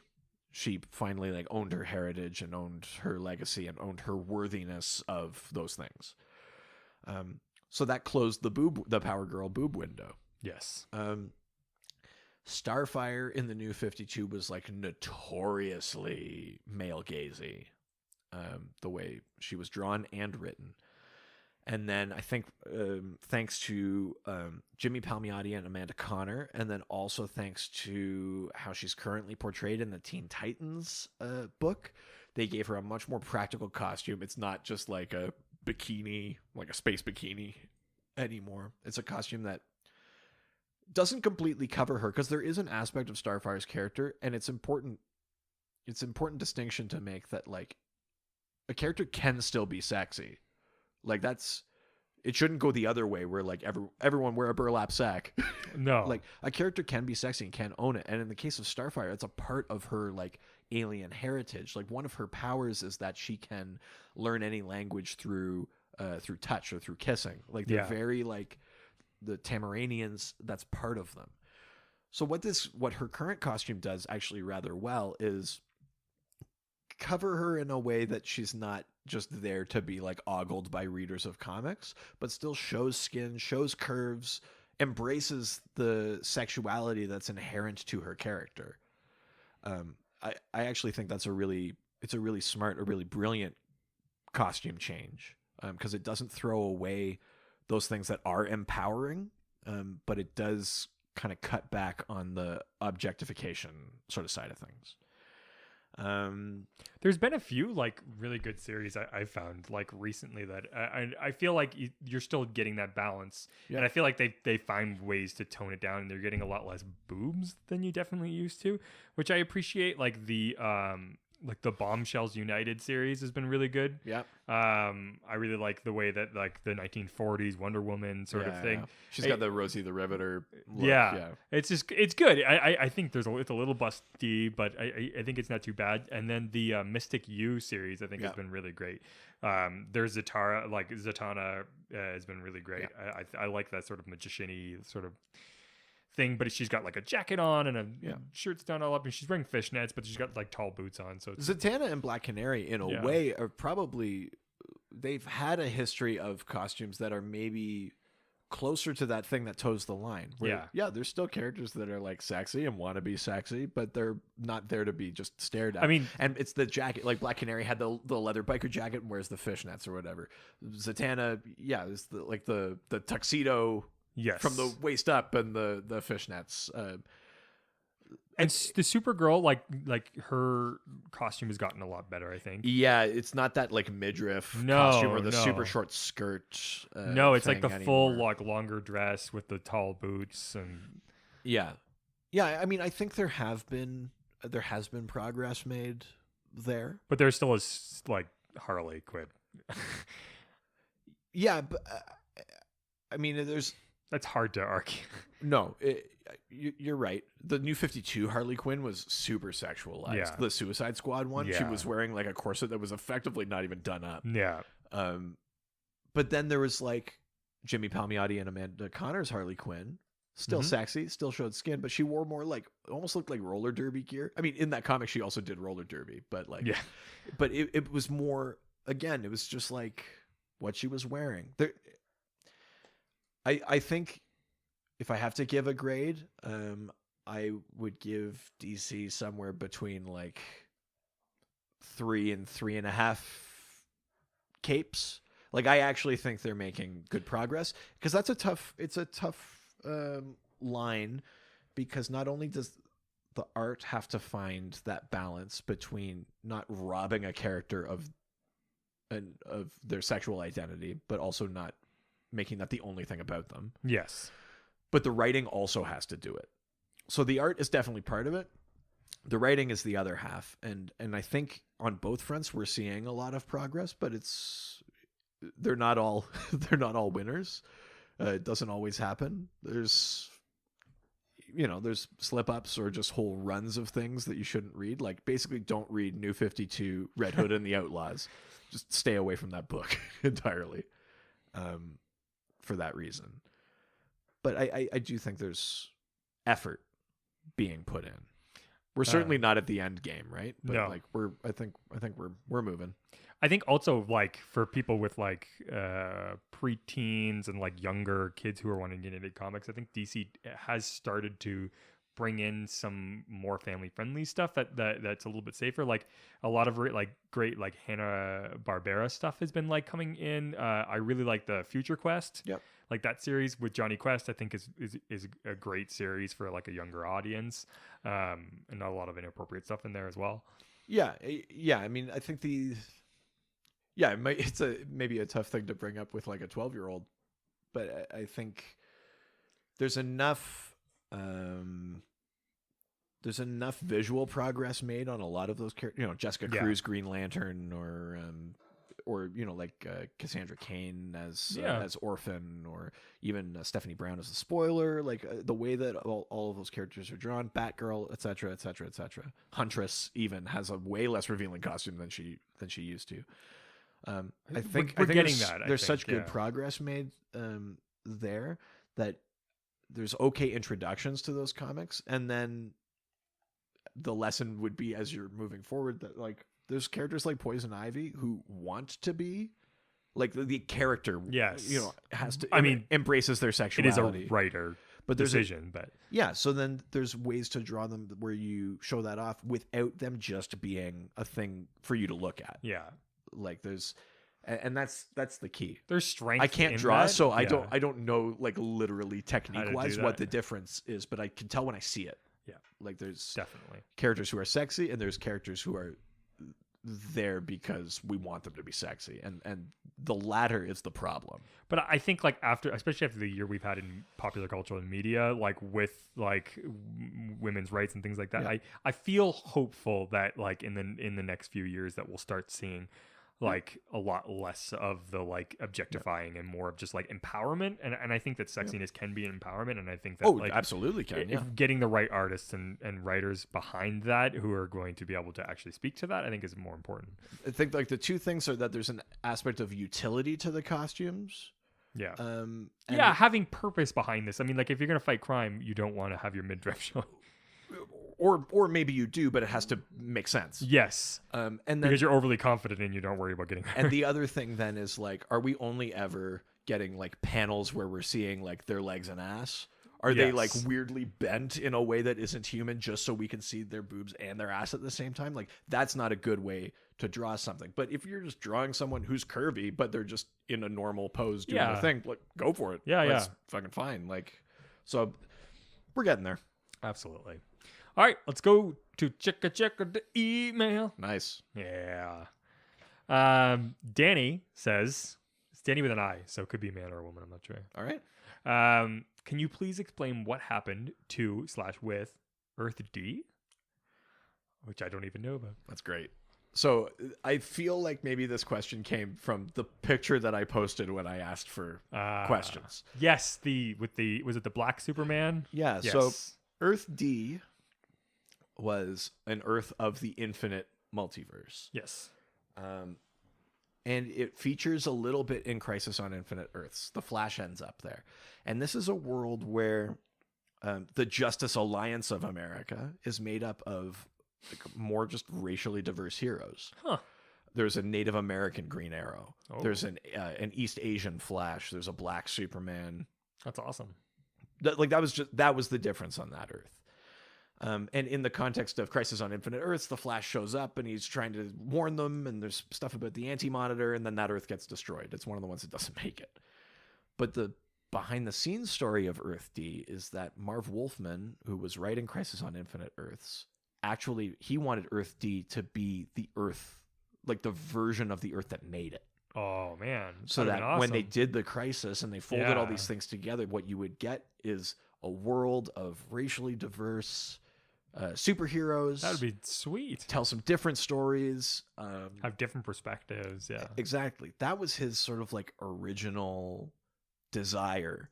That's what he wanted from Earth D. Not specifically that the designation Earth D would survive, but that aspect, the diversity aspect of it would be a thing that actually like made it through the Crisis. It obviously didn't happen. No. And Earth D was completely destroyed. Yeah. We haven't seen it since. Yeah. But it does technically exist again because the events of Convergence, they go back and they actually stop the destruction of the infinite multiverse. They actually undo things that happen in Crisis. So on it Infinite exists Earths. again. So Earth D, somewhere out there, exists. So we could get it back. Yeah. That's really exciting. Along with Earth M, which is the Milestone universe. Which is where like Icon, Static Shock, Rocket, like characters like that. That was like the black superhero. I don't want to say it's the black superhero universe because Earth 23 is also like a predominantly black. That's the one with President Superman. Yes. And forget some of the other, like Wonder Woman doesn't go by Wonder Woman. She goes by something else. But at any rate. Earth M is those like Milestone characters that were their own imprint for a while and then were briefly kind of folded into DC. Yeah. And that Milestone imprint is coming back too. So there are these kind of other Earths that show something different than like a league of white superheroes. But yeah, it's that one that like got away. Like it would have been interesting to see the DC universe through the lens of Earth D if Marv Wolfman had gotten his way. I'm sure there would have been some things written that we'd be looking at now, if they were happening in 1986 and be like, Native American Green Arrow sounded good, but the way they wrote him was like, Yeah. I'm sure there would have been stuff like that, but I think it still would have been more inclusive. It would have been worth it. Yeah. Like worth some of those stumbling blocks, but absolutely. Awesome. The final question. Ooh. From let's have it. Julius Peppercorn. Julius. Back again. All right. Julius asks, with many heroes and villains having to give something up physically or mentally when gaining an ability, which characters had the biggest trade for the largest reward, and which has gotten the short end of the stick? Right. So we're talking about that idea that maybe you're in like an accident. Yeah, and you gain an ability. Yeah. You gain an ability. So who's like had a fair trade where it's just like I lost this but I gained this, and then who's just like I lost this but got something kind of crummy out of it? Ooh, it's tough. I don't know which camp they fall into. Okay. But I'll say one, and maybe you can tell me what you think of it. Yeah. The current big bad of The Flash Season 4 is a character called the Thinker. Yeah. And the Thinker in the comic books is this guy who develops this machine called the Thinking Cap that like exponentially increases his brain capacity, makes him incredibly intelligent. But it does it at the detriment of his body. it basically like starts consuming and withering his body. There's a version of this too in a character called Hector Hammond, which is a Green Lantern villain.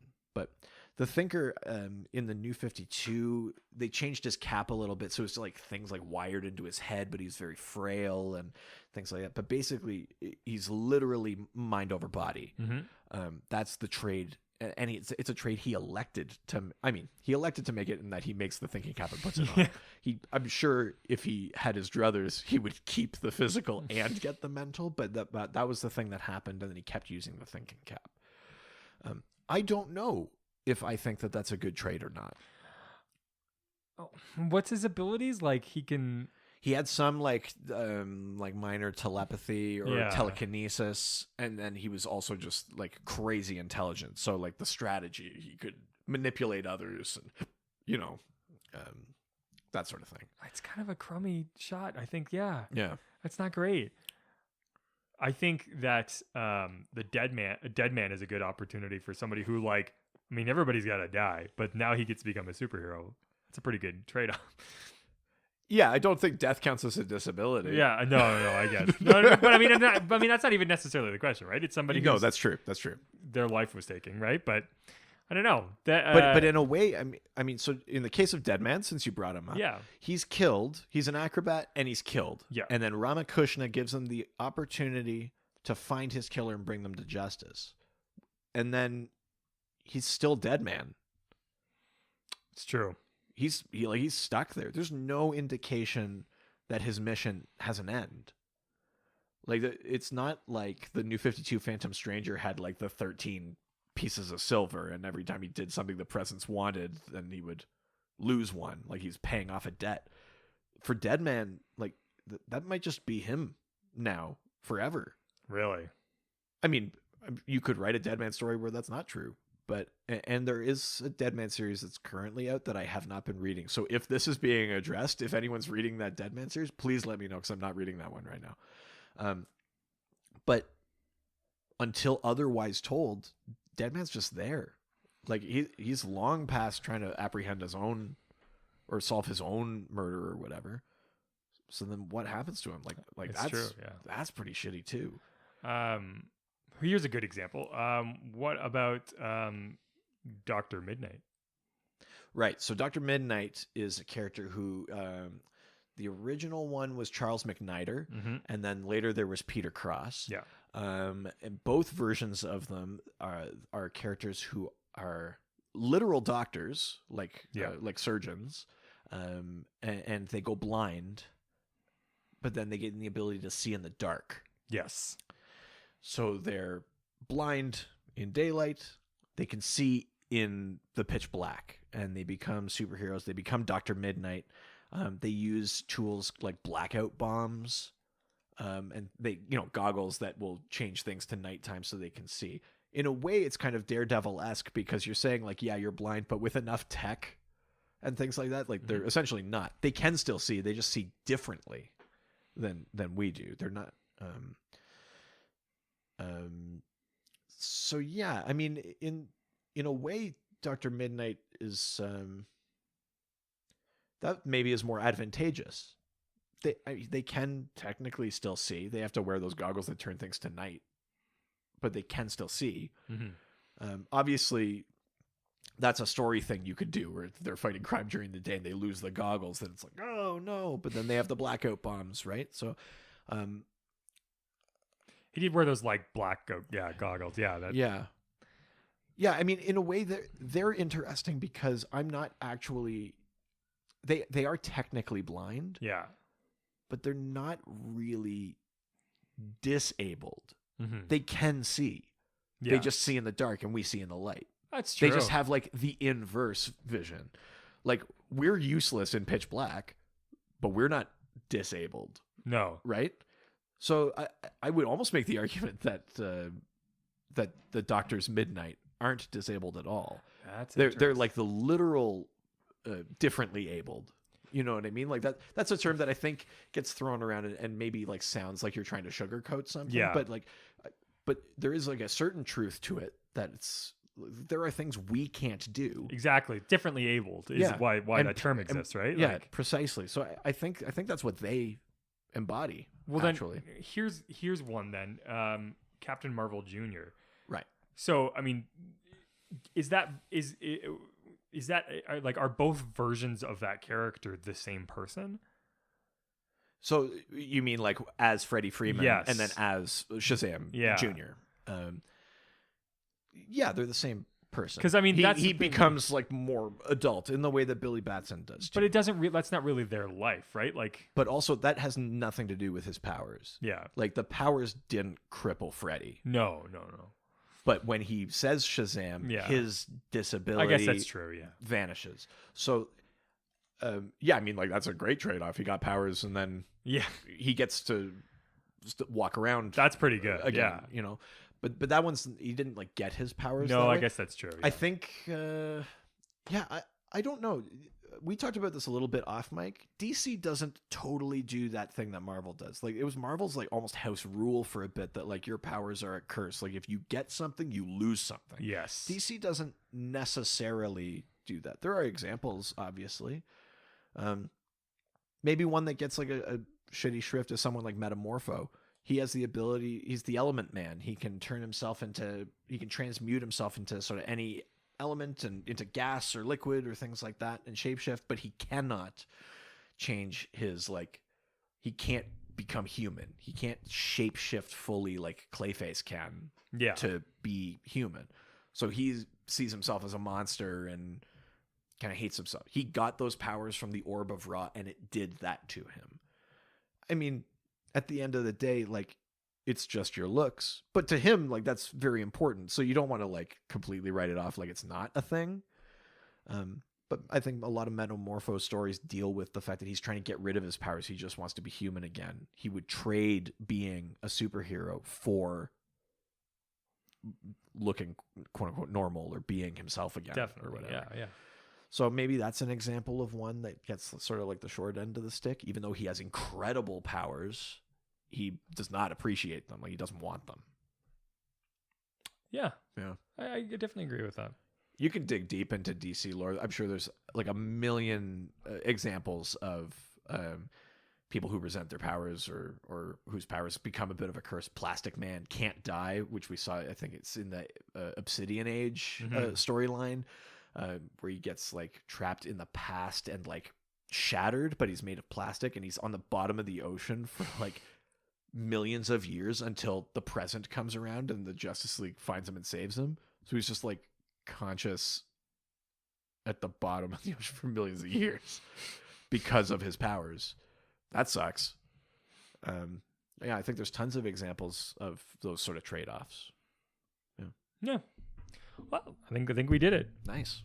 Those are some good questions. If you want to send up questions of your own next week, you can do so through our many social media platforms and online distribution areas, such as our Facebook account, Dr. DC Podcast, or through our Twitter, @Dr. DC. Oh, we've also got a fancy Instagram, Dr. DC Podcast. Oh, and we got a website, drdcpodcast.com or .ca. And you can find us on pretty much anywhere a podcast can be found. We're on the Google Plays, we're on the Spotifys, we're on iTunes. And when you go there, make sure that you give us a 5-star review to be real nice and say some stuff, and then maybe we'll read it on the actual podcast. Yeah. I did get a notification from a service that we use called it was like My Podcast Reviews or something, right. And it said that Apple's been having some difficulty sending data to them, and so we haven't. So if you've been sending some reviews, let us know because we can't see them. Yeah, take a screenshot or something. Yeah, absolutely, because we definitely really appreciate those, and we'd love to make sure that we spread the words that you guys say about us. So, but yeah, so I think don't forget to send stuff to our email as well. Oh, It's drdcpodcast@gmail.com. You son of a bitch, I forgot that. Well, you know.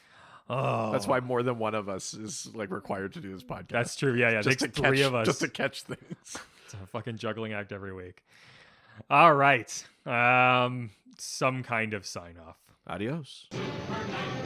Aquaman, all the superheroes. They always fight for what is right. Live with danger and adventure.